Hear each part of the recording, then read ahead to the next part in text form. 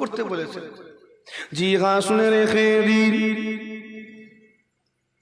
সাহাবায়ে কেরাম হুজুরগণ জয়ী হয়েছেন, তারা আনন্দ করবেন, খুশি করবেন। অবশ্যই যারা জয়ী হয় তাদের আনন্দ করার অধিকার রয়েছে, কিন্তু রমজান শরীফ মাস প্রত্যেকে অভুক্ত অবস্থায় রয়েছেন, পানাহার থেকে বিরত রয়েছেন। এমন অবস্থায় কিভাবে তারা আনন্দ করবেন? জি আল্লাহ পাক রব্বুল আলামিন তারা হাবিবকে জানাতে লেগেছেন, আমার হাবিব শুনুন, সেই দিনে জিহাদের ময়দানে আপনার যে সকল সঙ্গী সাথীরা অংশগ্রহণ করেছিল, আমি আল্লাহ পাক তাদের উপরে খুশি হয়ে গিয়েছি। আমি আল্লাহ পাক তাদেরকে দুনিয়ায় জীবিত অবস্থায় জান্নাতি ঘোষণা দিলাম।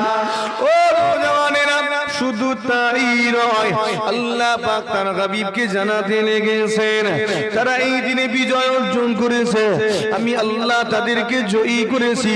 তারা আনন্দ করবে, খুশি করবে, অবশ্যই তাদের অধিকার রয়েছে। তবে তারা এখন কিভাবে আনন্দ করবে?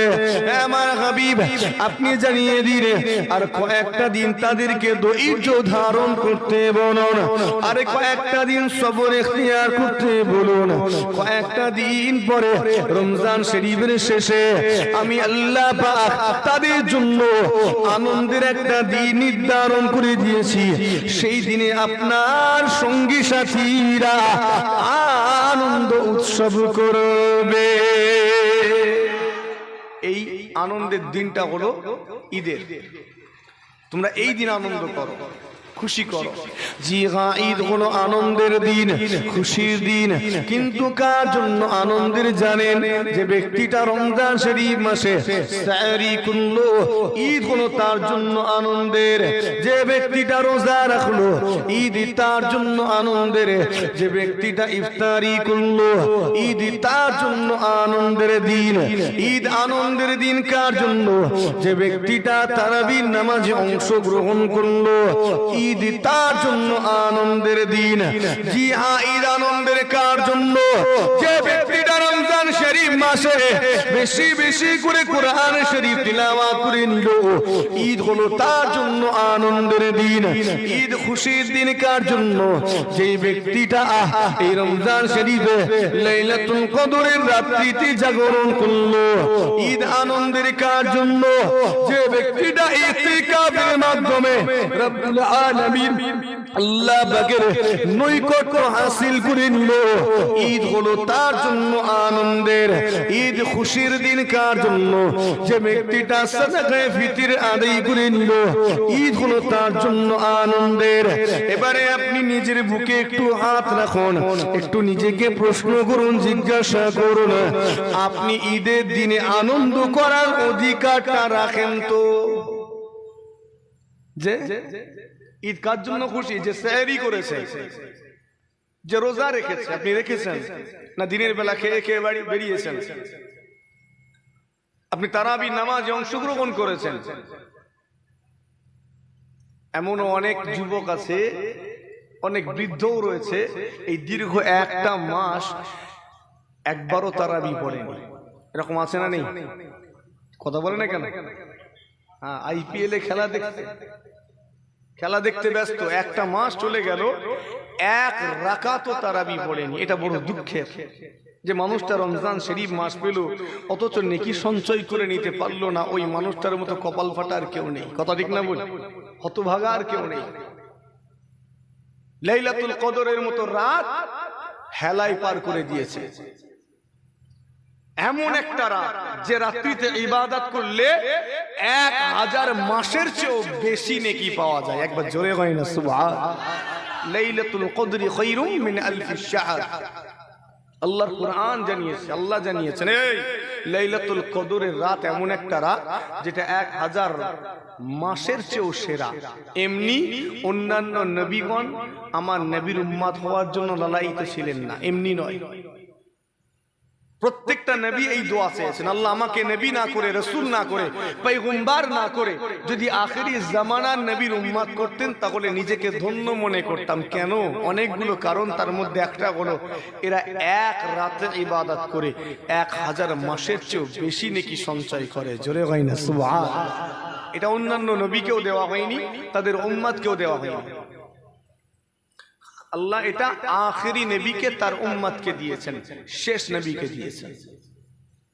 আমরা সেটা হেলাই পার করেছি। ইতিকাফের মতো গুরুত্বপূর্ণ ইবাদত আস্তে আস্তে আমাদের কাছ থেকে গুরুত্ব হারিয়ে ফেলছে। এখানে ইতিকাফ নেওয়া হয়েছে, কেউ নিয়েছে? যে আলহামদুলিল্লাহ। ইতিকাফ কিছু কিছু জায়গায় তো জানি না ওটা খাওয়ার জিনিস না মাখার জিনিস। ইতিকাফটা কি জিনিস? মুখের দিকে তাকাচ্ছে এরকম করে, কি বলছে এই তো অবস্থা। অনেকে জানি ইতিকাফ মহল্লার অন্তত একজনকে নিতেই হবে। যদি একজনও না নেয় পুরো মহল্লাবাসী দায়ী হবে, ধরা পড়বে। ঠিক না বলি? প্রত্যেকে আল্লাহর কাছে ধরা পড়বে, গুনাহগার হবে। তো এই জন্য মহল্লার অন্তত একজনকেও নিতেই হবে। পুরুষরা ইতিকাফ নেবেন মসজিদে আর মহিলারা বাড়িতে। তো এদিকে খেয়াল রাখবেন। ঈদ আনন্দের কার জন্য? যে ব্যক্তিটা সাদাকায়ে ফিতর আদায় করলো। ফিতরা দিতে হবে না হবে নি? প্রত্যেকটা ব্যক্তির জন্য। ঈদের আগে যে বাচ্চাটি ভূমিষ্ঠ হয়েছে, একদিনের বাচ্চা, তার জন্য কিন্তু ফিতরা। ঠিক না বলি? প্রত্যেকের জন্য ফিতরা। এখন ফিতরা নিয়ে আলোচনা অন্যদিকে ঘুরে যাবে, বেড়ে যাবে। সংক্ষেপ করি, বিভিন্ন জায়গা থেকে অ্যানাউন্স করা হচ্ছে। কেউ বলছেন ফিতরা 70, কেউ বলছেন 60, কেউ 65। ঠিক না বলি? আপনারা জিজ্ঞেস করেন আবার ফিতরা এবারে কত হয়েছে হুজুর? কেন আপনি জিজ্ঞেস করবেন কেন? মূল বিষয়টা জেনে নেন, আপনি নিজেই বুঝতে পারবেন। বলা হয়েছে প্রধান খাদ্য ধরে তুমি হিসাব করবে 1 কেজি 660 গ্রাম, অথবা কেউ বলেছেন 1 কেজি 662 গ্রাম ওজন করবেন। এটার মূল্য যত, সেই মূল্যটা দিয়ে দেবেন। হয় খাদ্যটা দেবেন অথবা মূল্যটা দেবেন। কি দেবেন? খাজুর, গম, চাল, এগুলো ধরে হিসাব করবেন। 1 কেজি 662 গ্রাম খাজুরের যে মূল্য, সেটা আপনি পরিশোধ করলেই হয়ে যায়। 1 কেজি 662 গ্রাম চাল দিলে হয়ে যায়। কথা বুঝছেন না? তার মূল্যটা আপনার এক এক এলাকায় এক এক রকমের ফিতরা হবে। আপনার এখানে ফিতরা আলাদা। এই একই গ্রামের সব মানুষের ফিতরা একরকম হবে না। কেননা কোনো মানুষ সারা বছর দেরাদুন চালের ভাত খায়, আর কেউ খায় মোটা চালের ভাত। ভালো করে বুঝবেন, দুটো মানুষের ফিতরা এক হবে না। আপনি সারা বছর সরু চালের ভাত খাবেন, আর ফিতরা দেওয়ার সময় মোটা চাল ধরে হিসাব করবেন, এটা তো হতে পারে না। কথা বুঝাতে পারছি কি আপনাকে? সারা বছর যাদের প্রধান খাদ্য খাজুর, 1600 টাকা কেজি খাজুর খাচ্ছে, আর ফিতরা দেওয়ার সময় 150 টাকা কেজি ধরে খাজুর কিনে দিচ্ছে, হবে তো নাকি? একটু হা না কিছু বলেন তো। আপনি যেটা খাচ্ছেন সেটা ধরে দেন, আপনার প্রধান খাদ্য যেটা।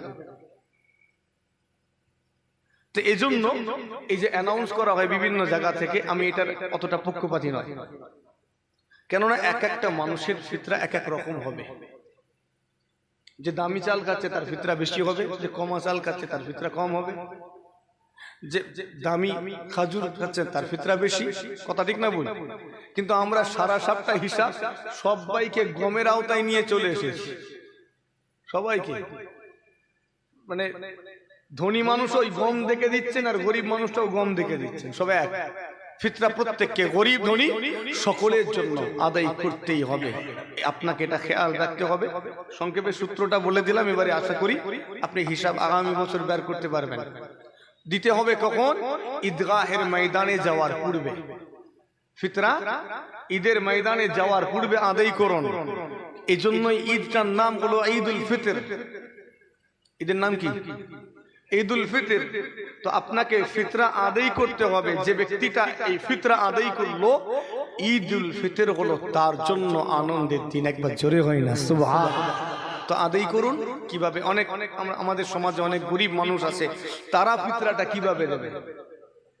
তারা কিভাবে দেবে? গরিব। তো এখানে ফকি হুজুর কিবলাগণ সুন্দর একটা সমাধান দিয়েছেন।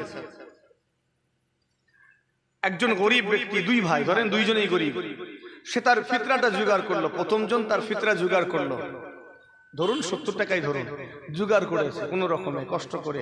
এখন এই টাকার মালিক সে বলছে আমি আমার ফিতরাটা দেবো। তার ভাই গরিব মানুষ, তাকে গিয়ে বলছে ভাই আমার তরফ থেকে ফিতরাটা তোমাকে আমি দিয়ে দিলাম। আদায় হবে না হবে নি? আদায় হয়ে গেল। তো এখন তার ভাইকে টাকাটা দিয়ে দিয়েছে, ফিতরা আদায় হয়ে গেছে। এখন এই টাকার মালিকটাকে যে তার ভাই, এখন সে আর মালিক নয়। এখন তার ভাই ইচ্ছা করলে টাকাটা রাখতে পারে, পুড়িয়ে ফেলতে পারে, ফেলে দিতে পারে, দানও করে দিতে পারে, কেননা এর মালিক সে। ইসলামে এই বিষয়টা একটু বুঝে নিতে হবে। আমি যখন আপনাকে কোনো কিছু বললাম, যে ধরেন কেউ বললো যে আমি সাইকেলটা তোকে দিয়ে দিলাম, বাস সাইকেলটা তারই হয়ে গেল, সাইকেলের মালিক আর আমি নয়। হাসতে হাসতেও যদি বলে, তথাপিও মাসলা হলো মালিকানা পাল্টে যাবে। হাসতে হাসতে তিনটে জিনিস যদি কেউ করে, এটা হয়ে যায়। কি কি? একটা হলো বিবাহ, শাদী, দ্বিতীয় হলো তালাক, আর তৃতীয় হলো এই মালিকানা। মালিকানা এখন 10 টাকা নিয়ে বলছে ধর আমি 10 টাকা তোকে দিয়ে দিলাম, টাকার মালিকটা এখন কে? একটু কথা বলেন। যাকে দিলাম সে এখন আমি আর নয়, আমার কোনো কাজ চলবে না। একটু চিন্তা করবেন তো, আমরা হাসতে হাসতে আর কি করতে করতে এইরকম বলিনি, বাড়িটা তোকে দিয়ে দিলাম, এরকম হাসতে হাসতে বলি না? একটু চিন্তা করবেন তো মাসলা কোথায় যাচ্ছে। তো যাই হোক, আপনার মুখের কথাটাই দলিল। কাগজপত্রে লিখতে হবে এটা নয়, বিশ্বাসের মতো হতে হবে। এখন তো বিশ্বাস উঠে গেছে, ঠিক না বল? যার কারণে কাগজপত্রের দরকার পড়ছে। চলেন যেটা বলছিলাম, তো এখন এই টাকার মালিক দ্বিতীয় জন ফিতরা নিয়েছে। এখন এই ব্যক্তিটাও গরিব, কি করবে? টাকাটা নিল, যেহেতু সে মালিক, বলছে ভাই এখন তো এই টাকার মালিক আমি গরিব, কোথায় পাবো? আমার তরফ থেকেও ফিতরাটা তোমায় আদায় করলাম। যার টাকা তার কাছেই ঘুরে চলে গেল, মাঝখান থেকে দুইজনারই ফিতরা আদায় হয়ে গেল। জোরে হয় না সুবহানাল্লাহ? তো কত সুন্দর সমাধান দিয়েছেন। আমরা এগুলো একটু খেয়াল করলেই হয়। জি হ্যাঁ, শুনে রেখে দিন, ঈদ কোনো আনন্দের দিন, খুশির দিন। আপনি এই দিনে খুশি করবেন। খুশি থাকার জন্য যে ব্যক্তিটা রমজান শরীফে আমাল করে, ইবাদত বন্দেগী করে আমার আল্লাহ পাকের সন্তুষ্টি অর্জন করে নিতে পেরেছে, ওই ব্যক্তিটার জন্য কোনো ঈদ আনন্দের। কিন্তু নিজের বুকে হাত রাখুন, একটু চিন্তা করুন তো, আপনি আল্লাহকে রাজি করতে পেরেছেন কি? আল্লাহকে খুশি করতে পেরেছেন কি? ও জওয়ানেরা, জি আসলে রেখে দিন, এই ঈদের দিনে বলি, জি হ্যাঁ ঈদের দিনে আমিরুল মুমিনিন খলিফাতুল মুসলিমিন হযরত ওমর ফারুক রাদিয়াল্লাহু তাআলা আনহু ঈদের নামাজ আদায় করে ঝরঝর করে কাঁদতে লেগেছেন, চোখের পানি ছেড়ে দিয়েছেন, অশ্রু বিসর্জন করতে লেগেছেন। অন্যান্য কয়েকজন সাহাবা হুজুর দেখতে পেয়ে গিয়েছে, আরে কি ব্যাপার, আজকে আনন্দের দিনে, আজকে খুশির দিনে আমিরুল মুমিনিন কেন কাঁদেন? জি আল্লাহ যাকে সমস্ত মুসলিম জাহানের আমির করেছেন, নেতা করেছেন, সেই আমিরুল মুমিনিনের কথা বলে যাচ্ছি। খলিফাতুল মুসলিমিন হযরত ওমর ফারুক, আল্লাহ যাকে জলিলুল কদর করেছেন, আল্লাহ যাকে দুনিয়া জমিনে হায়াতে থাকা অবস্থায় জান্নাতি ঘোষণা দিয়েছেন, সেই আমিরুল মুমিনিন খলিফাতুল মুসলিমিন আজকে আনন্দের দিনে কেন কাঁদেন, খুশির দিনে এমন ভাবে কেন চোখের পানি ফেলেন? সাহাবা হুজুরগণ কি জিজ্ঞাসা করেন, ও আমিরুল মুমিনিন, ও খলিফাতুল মুসলিমিন, আপনি এইভাবে চোখের পানি কেন বিসর্জন দেন? জি আসুনে রেখে দিন। সেই দিনে আমার ওমর ফারুক রাদিয়াল্লাহু তাআলা আনহু কি জবাব দিয়েছিলেন? আমার নবী সাহাবে کرام গণেরা, আমার নবী সঙ্গী সাথীরা, তোমরা আজকে দিনে আমাকে জিজ্ঞাসা করেছো আমি আজকে দিনে চোখের পানি কেন ফেলি, আমার চোখ দিয়ে কেন পানি গড়ায়? আমার নবী সঙ্গী সাথীরা শোনো, আমি ওমর আজকে দিনে কেন কাঁদি জানো? কেননা আমি ওমর আমার জানা নাই, আমার যে আমাল গুলো করেছি এই আমাল গুলোর অবস্থাটা কি আমি জানি না। রমজান শরীফে যে ব্যক্তিটা সেহরি করলো আজকে আনন্দ করার অধিকার রয়েছে তার। যে ব্যক্তিটা রোজা রাখলো আজকে সে আনন্দ করতে পারে। জি ঈদ আনন্দ কার জন্য? যে ব্যক্তিটা তারাবির নামাজ আদায় করেছে আজকে সে আনন্দ করবে। যে ব্যক্তিটা কুরআন শরীফ তিলাওয়াত করেছে আজকে সে আনন্দ করবে।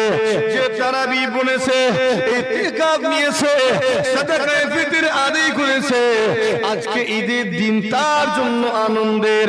ও নবী সঙ্গী সাথীরা, আমি ওমর দীর্ঘ একটা মাস ধরে আমাল করেছি, ইবাদত করেছি, কিন্তু আমি ওমর জানি না এই আমাল ইবাদত গুলো আমার আল্লাহ পাকের দরবারে কবুল হয়েছে কিনা। আমি জানি না আমার নামাজ আল্লাহ পছন্দ করেছেন কিনা, আমার রোজা আল্লাহ পছন্দ করেছেন কিনা। আমার নবী সঙ্গী সাথীরা, আমি ওমর কেন কাঁদি জানো? হাশরে ময়দানে বিচারের দিনে আমার আল্লাহ যদি আমাকে বলেন, ওরে ওমর তোমার সাহরি আমার পছন্দ হয়নি, তোমার রোজা আমার পছন্দ হয়নি, তোমার তারাবি আমার পছন্দ হয়নি, তোমার ইতিকাফ আমার পছন্দ হয়নি, ওরে ওমর তোমার ইতিকাফ, তোমার লাইলাতুল কদর আমার পছন্দ হয়নি, সাদাকায়ে ফিতর আমার পছন্দ হয়নি। ও নবী সঙ্গী সাথীরা, একবার কি বলতে পারো সেই দিনে আমি ওমর আমার কি অবস্থা হবে? আমি ওমর আমার কি দুর্দশা হবে, আমার কি পরিণতি হবে? সেজন্য আজকে দিনে আমি ওমর আমার চোখের পানি ছেড়ে দিয়ে আল্লাহর কাছে কাঁদি। মুসলমানের ছেলেরা একটু খেয়াল করুন, আল্লাহ যাকে দুনিয়ায় জীবিত অবস্থায় জান্নাতি বলে ঘোষণা করে দিয়েছেন, সেই ওমর যদি ওই আনন্দের দিনে চোখের পানি ছেড়ে দিয়ে কাঁদেন তাহলে আপনার আমার কি অবস্থা হওয়া দরকার? এদিন আপনি আমি তাহলে কি করা দরকার? আপনি আমি হই হুল্লোড়ে ব্যস্ত, আপনি আমি আনন্দ করি, হই হুল্লোড়ে ব্যস্ত হয়ে যায়, গান বাজনা নিয়ে অনেকে মত্ত হয়ে যায়। জি এই দিনের লাস্ট মিনিটের কেনাকাটা করতে অনেকে ব্যস্ত, অনেকে সেলুনে লাইন দিয়ে দাঁড়িয়ে থাকে। জি এই রাত্রিতে অনেকে নানান রকমের কাজে ব্যস্ত হয়ে যায়। একটু চিন্তা করুন নিজের পূর্বপুরুষদের কথা, নিজের আব্বার কথা, আম্মার কথা, দাদুর কথা, দাদির কথা, বংশীয় পূর্বপুরুষ গুলোর কথা। আজকে চাঁদ রাত আনন্দ করি, খুশি করি। আজকে আমি কত সুন্দর সবাইকে নিয়ে আনন্দ উল্লাসে মেতে গিয়েছি, কিন্তু আমার আব্বার কি অবস্থা, আমার দাদুর কি অবস্থা? কেননা একটা মাস রমজান শরীফের খাতিরে আল্লাহ তাদের কবরের আযাবটাকে মাফ করে দিয়েছিলেন। তাদের কবরের আযাব মাফ করে আল্লাহ তাদেরকে জান্নাত নসিব করেছিলেন। এখন রমজান শরীফটা চলে যাচ্ছে, তাদের কি অবস্থা হবে? আল্লাহ তাদেরকে পুনরায় জাহান্নামের আগুনে নিক্ষেপ করবেন না তো? পুনরায় তাদের প্রতি জাহান্নামের শাস্তি চালু হয়ে যাবে না তো? আপনার আমার পূর্বপুরুষদের কথা একটু চিন্তা করুন। এই এক মাস তো আনন্দে ছিল, জাহান্নাম তো বন্ধ, কথা ঠিক না বল? শাস্তি আরামে আছে, কিন্তু যখন রোজা চলে যাবে আবার তো শুরু হচ্ছে 11 মাস, তাদের কি অবস্থা হচ্ছে?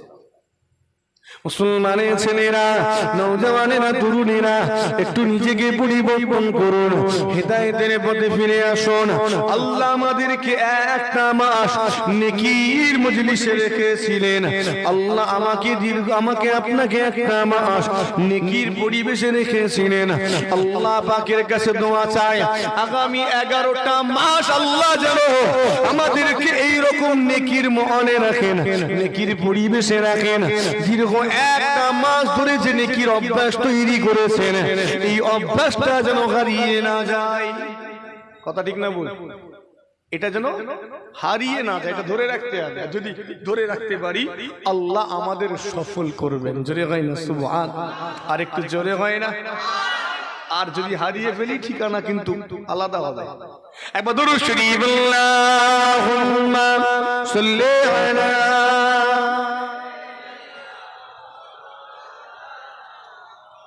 ওয়া আলা আলি সাইয়্যিদিনা।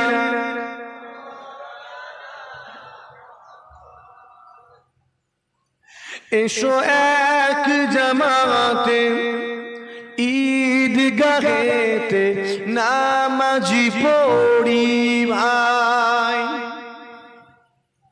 এসো এক জামাতে ঈদগাহেতে নামাজি পড়ি ভাই। যেন সবে মিলে পরকালে নাজাত পেয়ে যায়। আল্লাহুম্মা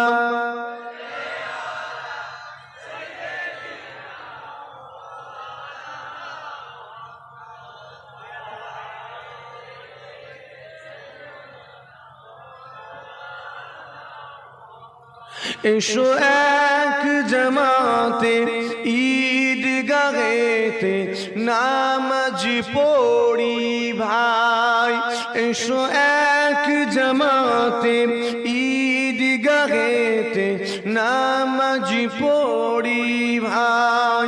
যেন সবে মিলে পরকালে নাজাত পেয়ে যায়।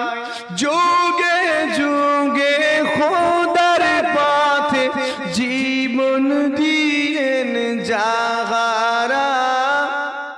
যুগে যুগে খোদার পথে জীবন দিলেন যাহারা। শাহাদাতের সুধা পিয়ে ধন্য হলেন তাহারা। এসো এক জামাতে ঈদগাহেতে নামাজ পড়ি ভাই। যেন সবে মিলে পরকালে নাজাত পেয়ে যায়। আল্লাহুম্মা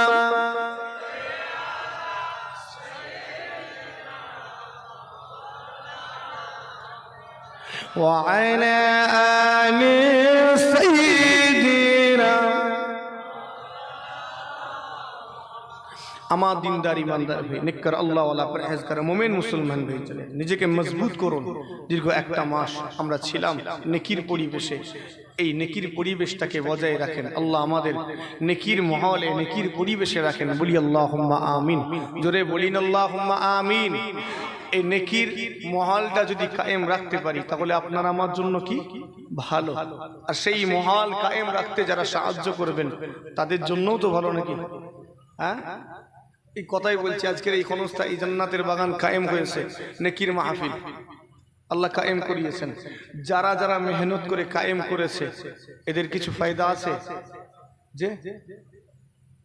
অবশ্যই আছে। যারা দান ধ্যান করেছেন, সাহায্য করেছেন, তাদের কিছু লাভ নেই? মানুষ একটা টাকা বেকার খরচ করে না। যারা হেঁটে হেঁটে এসেছেন তাদেরও তো লাভ আছে, আছে না নেই? নেকির পরিবেশে জান্নাতের বাগান কায়েম হয়েছে। যারা হেঁটে হেঁটে এসেছি প্রত্যেক কদমের উসিলায় 10টা করে নেকি পেয়েছি, 10টা করে গুনাহ মাফ হয়েছে, 10টা করে সম্মানকে আল্লাহ বাড়িয়েছেন। জোরে হয় না সুবহানাল্লাহ? এটা শুধু আসার জন্য, এটা আসার জন্য। এবার এসে বসেছি, আলাদা ফায়দা আছে। এখানে বসে বসে তেলাওয়াত করেছি, ফায়দা আলাদা রয়েছে। যারা দান করেছে, সাহায্য করেছি, আমরা 1 টাকা দান করলে ক টাকার সওয়াব? মান জাআ বিল হাসানাতি ফালাহু আশরু আমসালিহা। আল্লাহর কোরআন, যারা একটা নেকির কাজ করবে আমি আল্লাহ সেটাকে 10 গুণ বাড়িয়ে দেব। জোরে হয় না সুবহানাল্লাহ? আর একটু জোরে হয় না সুবহানাল্লাহ? জি হ্যাঁ, মানুষটা আজকের মাহফিলে দান করেছে, কিংবা মসজিদে দান করেছে, মাদ্রাসায় দান করেছে, ও এমনি এমনি দেয়নি, এমনি দেয়নি। যদি এখানে চায়ের দোকান থাকে, যদি গিয়ে বলেন আমাকে 5টা চা খাওয়াও, তো খাওয়াবে? হ্যাঁ, খাওয়াবে না। ও আপনাকে 5টা চা খাওয়ালে ধরেন 5 টাকা করেই ধরে, কম করে 25 টাকা, 25 টাকা চাই গিয়ে যান, দেবেন। কিন্তু ওই মানুষটাই দেখা যাচ্ছে আজকের এই মাহফিলে দান করেছে 500 টাকা। তো এমনি এমনি দিয়েছে নাকি?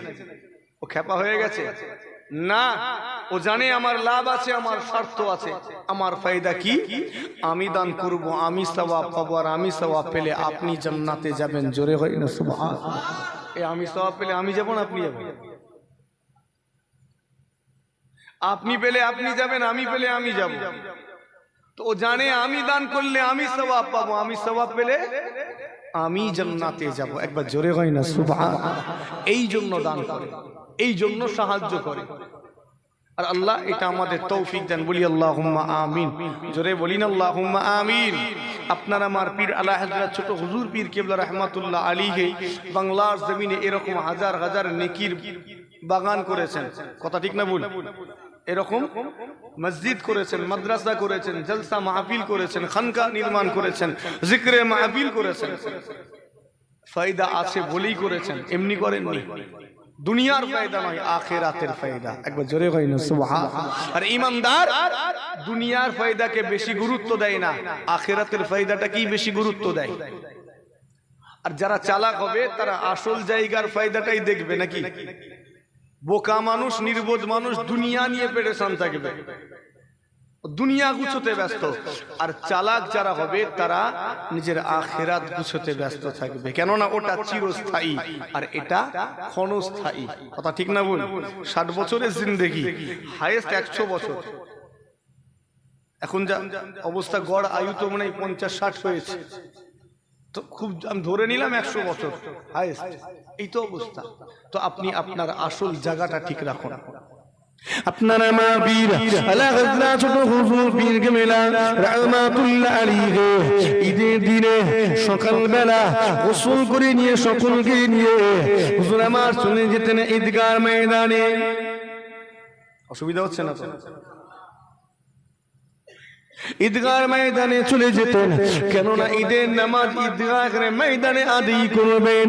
জি হ্যাঁ, শুনে রেখে দিন, ফুরফুরা শরীফ থেকে 1.5 কিলোমিটার পশ্চিমে জায়গাটির নাম হলো ধনকোটা। সেখানে হুজুর কিবলা ঈদগাহ বানিয়েছেন। ঈদগাহ ময়দানে যাবেন, হেঁটে হেঁটে যাবার সময় অন্যান্য সঙ্গী সাথীদেরকে সঙ্গে করে নিয়ে হুজুর আমার যেতেন। আর হুজুর আমার এই তাসবিহ পড়তেন, আল্লাহু আকবার, আল্লাহু আকবার, লা ইলাহা ইল্লাল্লাহ, আল্লাহু আকবার, আল্লাহু আকবার, ওয়া লিল্লাহিল হামদ। এটা ঈদুল ফিতরে মনে মনে পড়তে হয়, আর ঈদুল আজহাতে উচ্চ আওয়াজে, তাই তো নাকি? আমরা পড়েছি তো, পড়া হয়, অনেকে জানি না। পড়লে ভালো, না পড়লে মনে হয় আরো ভালো নাকি? তো ঈদের দিন, ঈদুল ফিতরের দিন মনে মনে, আর ঈদুল আজহার দিনে উচ্চ আওয়াজ। এখানে আরো বিষয় আছে। ঈদুল ফিতরের নামাজের আগে কিছু খেতে হয়, মিষ্টি জাতীয় কিছু খাবার খেতে হয়, আর ঈদুল আজহাতে ব্যতিক্রম। কেন ঈদুল ফিতরে খাওয়ার বিষয়টা এসেছে আর ঈদুল আজহাতে কেন খাওয়া যাবে না? যাবে না নয়, মানে নিষেধ করা হয়েছে। কেন? কেননা ঈদুল ফিতরে পালন করা হচ্ছে দীর্ঘ 1 মাস অভুক্ত অবস্থায় কাটানোর পরে, তাই এদিন একটু খেয়ে আনন্দ করো। আর তারপরে 2.5টা মাস ধরে খাওয়া দাওয়া চলছে, অতঃপর ঈদুল আজহা, তাই সেদিন একটু ব্যতিক্রম করো, পশু কুরবানি দাও, সেখানে তারপরে খাওয়া দাওয়া করো। এটাই জি হ্যাঁ, শুনে রেখে দিন, তুমকোদা জঙ্গল ছিল, সেখানে ঈদগাহ নির্মাণ হলো। হুজুর কিবলা সেই ঈদগাহের ময়দানে গিয়ে নামাজ আদায় করতেন।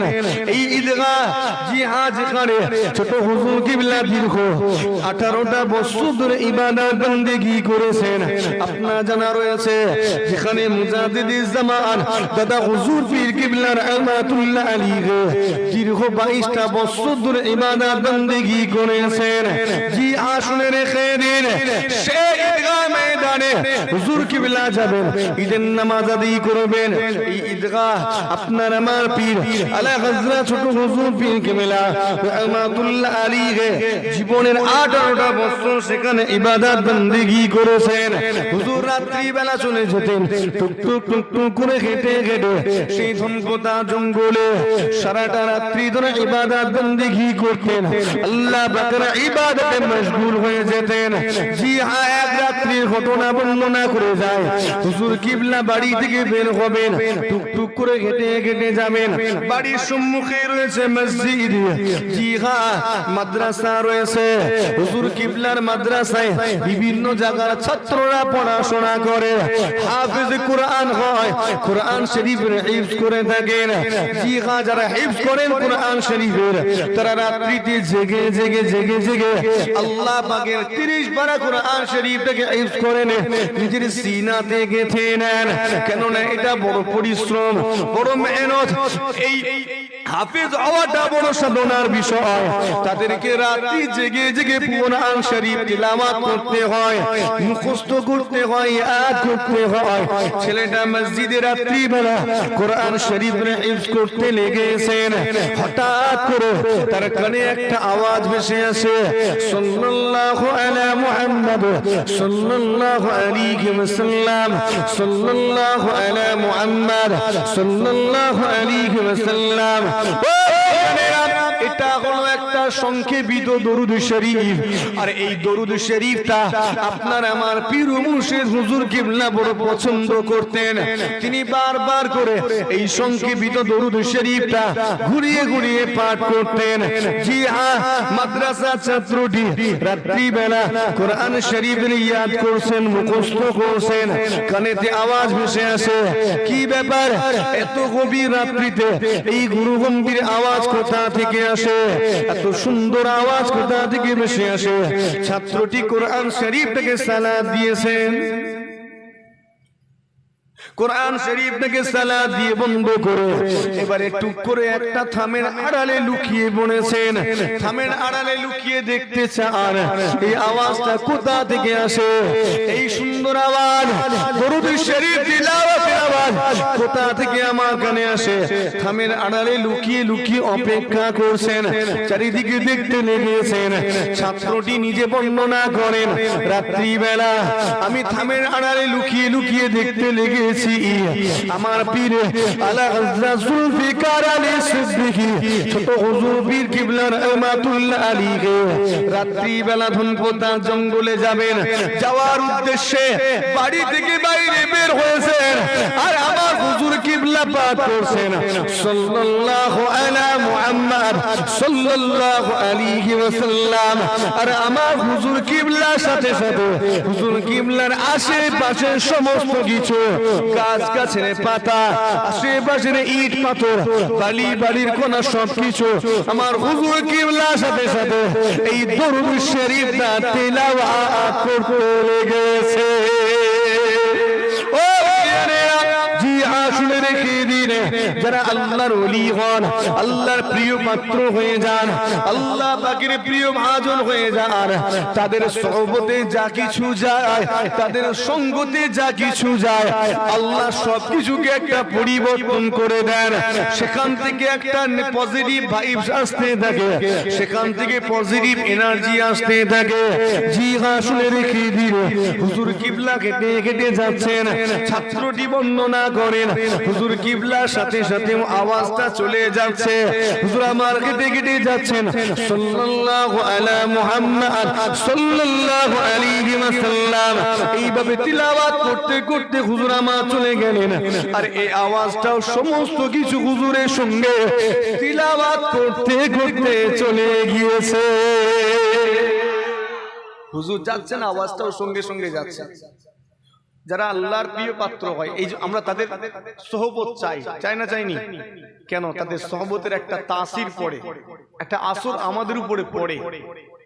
আমি এই বিষয়ে বর্ণনা করেছি এক জায়গায়, আজকে উঠতে বলেনি। তাদের আশপাশে যা কিছু থাকে সেখান থেকে একটা পজিটিভ ভাইবস আসে, পজিটিভ এনার্জি আসে। যেমন এটা আমার কথা বলছি না, গবেষণার কথা বলছি। রিসার্চ করা হয়েছে, জমিতে ধান লাগিয়ে দু জায়গায় ধান লাগানো হয়েছে, আর এক জায়গায় কোরআন শরীফ তেলাওয়াত হচ্ছে। আমি বানিয়ে বলছি না, আপনি যদি মোবাইলে সার্চ করেন পেয়ে যাবেন। ধান লাগানো হয়েছে এক জায়গায়, সেখানে কোরআন শরীফ তেলাওয়াত করা হচ্ছে, আর এক জায়গায় সেখানে কিছু তেলাওয়াত করা হচ্ছে না। কিছুদিন পরে দেখা যাচ্ছে যেখানে কোরআন শরীফ তেলাওয়াত করা হয়েছে সে জায়গার গাছগুলোর গ্রোথ ভালো এবং পরে তার ফলনও ভালো ছিল। একবার জোরে হয় না সুবহানাল্লাহ। পক্ষান্তরে অন্য জায়গায় যেখানে তেলাওয়াত করা হয়নি সেখানে স্বাভাবিক হয়েছে, এতটা সুন্দর গ্রোথ হয়নি। আর একটু আমরা পানি যখন পান করি বিসমিল্লাহির রহমানির রহিম এতটুকু পাঠ করি না করিনি? কমসে কম এতটুকু তো পাঠ করি। এর পেছনে অনেক হিকমত আছে। দুটো গ্লাসে পানি নেওয়া হলো, নিয়ে একটা পানিতে গালিগালাজ করা হলো, খারাপ কথা বলা হলো, বাজে বাজে কথা বলা হলো। আর একটা পানি নেওয়া হলো, সেখানে ভালো কথা শোনানো হলো, কিছু পজিটিভ কথা, ভালো কথা শোনানো হলো। দুটো পানিকে আলাদা জায়গায় রেখে দেওয়া হলো। কিছুক্ষণ পরে দুটো গ্লাস থেকে পানি নিয়ে পরীক্ষা করা হচ্ছে। ভালো করে বুঝবেন, যেখানে গালিগালাজ করা হয়েছে, যে পানিটাতে খারাপ কথা শোনানো হয়েছে, ওই পানি নিয়ে পরীক্ষা করে দেখা যাচ্ছে তাতে অনেক অস্বাস্থ্যকর ব্যাকটেরিয়া তৈরি হয়েছে, ক্ষতিকর ব্যাকটেরিয়ার জন্ম হয়েছে। আর যে পানিটাতে ভালো কথা শোনানো হয়েছিল, ওই পানিটা পরীক্ষা করে দেখা যাচ্ছে কিছুক্ষণ পরে তাতে অনেক স্বাস্থ্যকর ব্যাকটেরিয়া, ভালো উপকারী ব্যাকটেরিয়ার জন্ম হয়েছে। কথাটা বোঝাতে পারছি কি আপনাকে?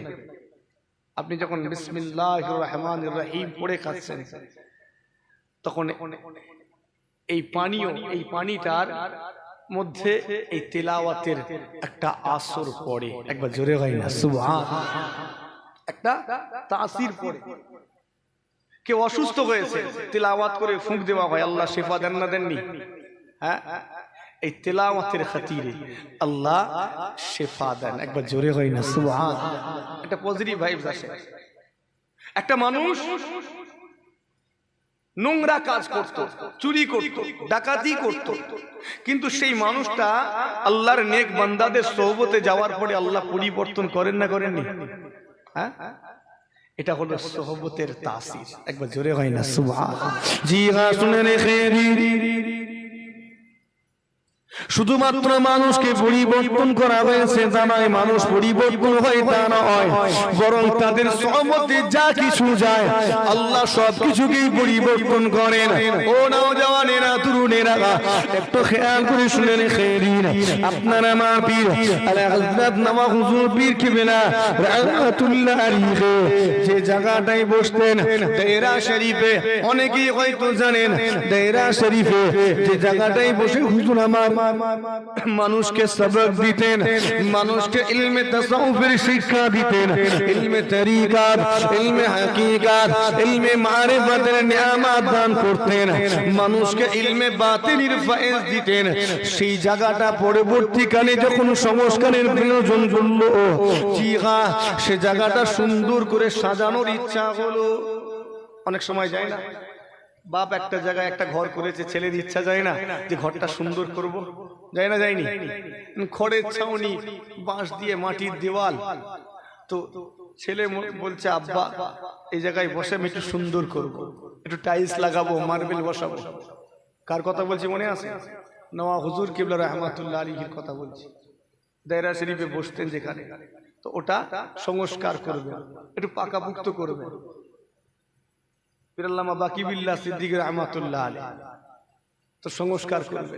মিস্ত্রি আনা হলো, ভাঙা হলো পুরনো বিল্ডিং, মানে মাটির ঘরটা ভাঙা হচ্ছে দায়রা শরীফটা। ভাঙতে ভাঙতে হঠাৎ করে একটা সুগন্ধি বের হতে লেগেছে, এটা খুশবু। এগুলো শোনা আছে না নি আপনার? শোনা নেই? ফুরফুরা শরীফ তো একেবারে নিকটে, মুরব্বীগুলোকে জিজ্ঞেস করবেন, একটু পেয়ে যাবেন, আশা করি পাবেন। সুগন্ধি বের হতে লেগেছে। কি ব্যাপারে? সুগন্ধি কোথা থেকে আসে? এত সুন্দর খুশবু কোথা থেকে আসে? আশেপাশে একেবারে সমস্ত দিক খুশবুতে মাতোয়ারা হয়ে যাচ্ছে, মানুষ পেরেশান হয়ে যাচ্ছে, মিস্ত্রিগুলো পেরেশান। এই খুশবুটা আসছে কোথা থেকে? জি হ্যাঁ, শুনে রেখে দিন, বেশি দূরে কথা বলছি না, একেবারে নিকটে ফুরফুরা শরীফের জমিনে ঘটে যাওয়া ঘটনাটি বলছি। আপনারা একেবারে কাছের মানুষ, একটু যদি খোঁজ খবর নেন আপনারাও জানতে পারবেন। আমি এগুলো কেন বলছি? আল্লাহর ওলিদের সোহবতে, আল্লাহর নেক বান্দাদের সোহবতে যেগুলো যায় আল্লাহ পরিবর্তন করেন। যেমন গত পরশুদিন না শামসুন্দরপুরে ছিলাম, ওখানে দাদা হুজুর কিবলা রহমাতুল্লাহ আলাইহির যে তক্তপোষে বসেছিলেন, তক্তপোষটা আজও তারা রেখে দিয়েছে। একবার জোরে কই না সুবহানাল্লাহ। নিজে চোখে দেখলাম সেটা। বেশি দূর নয়, আপনার আমতা থানার অন্তর্গত দাঁড়াপুর আছে না, দাঁড়াপুর, ওখানে যাবেন মসজিদে মুজাদ্দিদে জামান দাদা হুজুর কিবলা যে আসনে বসেছিলেন, যে চেয়ারে, আজও তারা সেই চেয়ারটাকে সযত্নে রেখে দিয়েছে। একবার জোরে হয় না সুবহানাল্লাহ। আজও রেখেছে। আমি বলার পরে মনে হয় গিয়েছি, আমি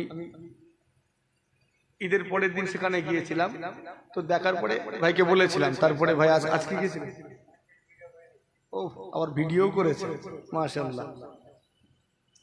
ইউটিউবার মানুষ, উনি ওনার কাজ করছে, তো যদি সুযোগ হয় একবার দেখে আসবেন। কাছেই তো, বেশি দূরে তো নয়। আল্লাহ নিয়ে গিয়েছিলেন, দেখলাম। এর ঘটনাও আছে অনেক, আমি একটা বলি, বাকিটা জেনে নেবেন। মুজাদ্দিদে জামান হুজুর কিবলা যাবেন সে বাড়িতে, বাড়িওয়ালা কোথায় বসতে দেবে? কোথায় না, আমার হুজুর আসবেন, আমার পীর আসবেন, মুজাদ্দিদে জামান আসবেন, তাকে তার জন্য একটা আলাদা আসন বানিয়েছেন, একটা চেয়ার বানিয়েছেন, আর কেউ বসবেন এটা, এটা কেবল হুজুর কিবলা বসবেন। হুজুর কিবলা বসেছেন, তারপরে আজ পর্যন্ত ওই আসনে আর কেউ বসেনি। বাড়িতে সুন্দর করে যত্ন করে রেখে দিয়েছে। পরে 1968 সালে, 1968 সালে বাড়িটাতে আগুন লেগে যায় কিছু কারণে। পুরো বাড়ি সবকিছু পুড়ে তছনছ হয়ে গিয়েছে, পুড়ে ছাই হয়ে গিয়েছে। বাড়িটাতে যা কিছু ছিল সব নষ্ট। হুজুর কেবল দুটো জিনিস বাকি ছিল, অক্ষত ছিল। একটা আল্লাহ পাকের কোরআন শরীফ, দুটো ছিল, দুইটা কোরআন শরীফ ছিল, আর একটা এই দাদা হুজুর কিবলা যে আসনে বসেছিলেন চেয়ার, এই দুটো জিনিসকে আল্লাহ অক্ষত রেখেছিলেন। একবার জোরে হয় না সুবহানাল্লাহ। সব কিছু পুড়ে ছাই। এটা আমার, আমি যদি বলি হয়তো অনেক কিছু ভাববেন, কাছেই তো, বেশি দূরে নয়। একবার গিয়ে গ্রামের মানুষকে জিজ্ঞেস করবেন, অনেক বয়স্ক মানুষও আছে, যদিও তারা দাদা হুজুর কিবলাকে দেখেননি, কিন্তু তাদের মুরব্বীদের কাছ থেকে শুনেছেন। এবং ওই যখন আগুন লেগে যায় এই ঘটনাটাও অনেকে দেখেছেন, যেহেতু 1968 সালের ঘটনা, অনেকে হায়াতে আছে, গিয়ে জিজ্ঞেস করবে, মিলে যাবে। সব কিছু পুড়ে গিয়েছে, দুটো জিনিস অক্ষত। একটা আল্লাহ পাকের কোরআন শরীফ, দুটো ছিল বাড়িটাতে, এই দুটো কোরআন শরীফ অক্ষত। আর দাদা হুজুর কিবলা যে আসনে বসেছিলেন, ওটা কিসের তৈরি? কাঁচা কাঠ না শুকনো কাঠ? তো আগুন লেগে যাওয়ার সম্ভাবনা বেশি তো নাকি? হ্যাঁ, তা সত্ত্বেও লাগেনি। মুজাদ্দিদে জামান হুজুর কিবলা সোহবতে যাওয়ার কারণে তার বসার জায়গা হয়েছিল বলে আল্লাহ আগুন থেকে যদি এই শুকনো কাঠটাকে বাঁচাতে পারে, আপনি আমি তো মানুষ, আপনি আমি তো ঈমানদার, আপনার আমার অন্তরে তো ঈমান রয়েছে, কালেমা রয়েছে। তার এই মুজাদ্দিদকে ভালোবাসার কারণে আল্লাহ আমাদেরকে জাহান্নামের আগুন থেকে বাঁচাতে পারেন না? যে আমার আল্লাহ জাহান্নামের আগুন থেকেও আমাদের বাঁচাবেন। জোরে হয় না সুবহান। শুকনো কাঠটাকে যদি আল্লাহ বাঁচিয়ে দেন, আপনি আমি তো শুকনো নয়, ঈমান তো আছে। কথা বলে না কেন? ঈমান তো আছে, তা আল্লাহ আমাদেরকে জাহান্নামের আগুন থেকে বাঁচাবেন। এগুলো আমাদের জন্য শিক্ষা, এগুলো আমাদের জন্য আল্লাহর নিদর্শন। একবার জোরে হয় না। আল্লাহ আমাদেরকে এখান থেকে এগুলো রেখে দিয়েছেন যাতে আমরা কিছু শিক্ষা অর্জন করতে পারি। সতর্কতা অবলম্বন করুন। নওয়াব হুজুর কিবলা, আলোচনা অনেক বেড়ে যায়। নওয়াব হুজুর কিবলা রহমাতুল্লাহ আলীকে যে জায়গাতে বসতেন, খবর নিয়ে অনেক মিস্ত্রিরা পেরেশান, কোথা থেকে সুগন্ধি বের হচ্ছে। অনেক অনুসন্ধানের পরে দেখা যাচ্ছে যেখানে হুজুর কিবলা বসতেন ঠিক সেই জায়গার মাটি থেকে এই সুগন্ধি বের হতে লেগেছে। জোরে হয় না সুবহান। এবার মানুষ খবর পেলে কি করবে? কাড়াকাড়ি করবে না? শুরু হয়ে গেছে। এই মাটি থেকে সুগন্ধি ধরে নাকে টানছে, খুশবু বের হচ্ছে, ব্যাস শুরু হয়ে গেল সেই মাটি প্যাকেট করা, সেই মাটি বোতলবন্দি করা। নেয় মুঠো করে, বোতলে নিয়ে টাইট দিয়ে চলে যায়। কাজ করার অসুবিধা হয়ে গেল, পেরেশান হয়ে যাচ্ছে মিস্ত্রিরা, কি করে কাজ করব, কাজ দেরি হয়ে যাচ্ছে। আর এরকম ভাবে তো চলতে দেওয়া যেতে পারে না। মানুষের ভিড় আটকানোর জন্য বড় বড় বাঁশের বেড়া দিয়ে আটকানো হলো, চারিদিকে ঘিরে দেওয়া হলো যাতে মানুষের ডিস্টার্ব করতে না পারে। দ্রুত সে কাজ করা হলো। পুনরায় সংস্কারের জন্য যে কাজ চলছিল, মিস্ত্রিদের বলা হলো তোমরা লোক বাড়িয়ে তাড়াতাড়ি কাজ করো, কেননা দেরি করা যাবে না। মানুষ এই মাটি নিয়ে যাবে, শিরক বিদআত চালু করবে। আমাদের সমাজে আমরা হুট করে একটু কিছু পেলেই শিরক বিদআত চালু করে দিই, ঠিক না বল? আল্লাহ মাফ করেন। হুজুর কিবলা না আমাদের শিরক বিদআত শিক্ষা দেননি, তারা আমাদের কাছে আল্লাহর একত্ববাদের কালেমা পৌঁছে দিয়েছেন। একবার জোরে হয় না সুবহান। আমি আলোচনা সমাপ্ত করি, এতটুকু বলি, আল্লাহর ওলি বান্দাদের সহবত আমাদের জন্য জরুরি। তাদের সহবত পেয়েছি বলে আজকে আমরা পরিবর্তন হয়েছি, ঠিক না বল? পরিবর্তন হয়েছি। আর তাদের সে সহবত আল্লাহ আমাদের নসিব করেন। বলি আল্লাহুম্মা আমিন। জোরে বলি আল্লাহুম্মা আমিন। আসেন আল্লাহর হাবিবের দরবারে সালামের নজরানা পেশ করি। নবী সালামু